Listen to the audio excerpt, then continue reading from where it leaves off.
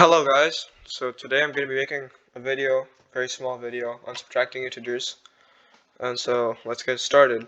Our first question is -5 minus 3, okay? And so to understand this question, we're going to use a number line to model it, and then we will go further, and we'll stop using number lines and actually doing it mentally later in the video. So let's draw this number line, and we're going to put 0 right here. We'll put -1, -2, -3, -4, -5, -6, -7, -8, and -9. And then on the right side we have 1, 2, 3, 4, 5, and so on, right? And so first we're going to mark the first number on the number line. So we have -5, right? So we're going to put -5 as a dot. And so when we're subtracting, we're going to the left, right? So what we're going to do is we're going to go 3 to the left. So we're going to go 1, so that's 1, there's 2, and there's 3. And so our final answer is going to be -8. Okay, and so the next question, let me just erase all of this real quick. So the next question is going to be similar, but it's going to also be a bit different in one way. So it's going to be 5 minus -3. So that's written as 5 minus -3. And we put the -3 in parentheses. So how would we go on to approaching this problem? So one rule that we follow is that whenever you find two minus signs together, this converts it into a plus sign. So essentially, if you have a minus minus b, right, then this is going to be equal to a plus b. So that means if you have 5 minus -3, this changes into 5 plus 3. So in other words, you could just simply do this. This is basic mathematics, and this turns into 8. So our final answer is 8. So let's go ahead and do the next question. Let me just quickly delete this. And next question. So the next question is 8 minus -2. Alright, so 8 minus -2. So for this question, what you have to do is something similar to what we did last time. So as you can remember, a minus -b is equal to a plus b, right?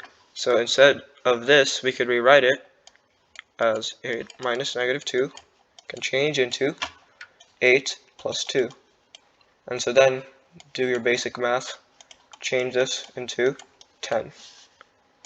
And 10 is our answer. So let's do the next question. So the next question is -16 minus 12. So let's go ahead and do this. So -16 minus 12. Now if you remember the first question that we had where we used the number line, it's basically like regular subtraction, but we're just going further left on the number line. So basically we start at -16. So imagine that you're at -16 on the number line, and then just move 12 spaces left. So that'd be I'd basically also be like adding, but then you change the number to a negative. So -16 minus 12. This changes into -28. And -28 would be the answer. Because if you had this on a number line, you'd be starting at -16. Assume that this is -16. This is 0 maybe. And then you'd be moving 12 spaces to the left, right? And then eventually you would end up at -28. And so that's how you would approach this question.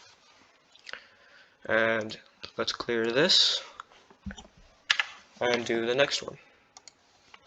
So the next question is 1 minute. Negative 18 minus negative 9. So how would you go? As you can remember from the second and third examples, whenever we have two minus signs next to each other, that means we're basically adding them. So in other words, we could change this from negative 18 minus negative 9 into negative 18 plus 9. And if you remember from adding, we're going right? So what we can do is imagine this was 18. We could go 9 jumps to the right, and you would get your answer. Sorry, this is negative 18. So you go 9 jumps to the right from negative 18, and you would get your answer. So negative 18 plus 9 changes into negative 9. And this would become your answer. Okay, so for the last question, we have this simple word problem. So John has an account balance of negative 12 cents. John is pretty much broke. And it says that he buys 2 packs of gum for $1.22. So he removes $1.22 from his bank account. So how much money does he have left?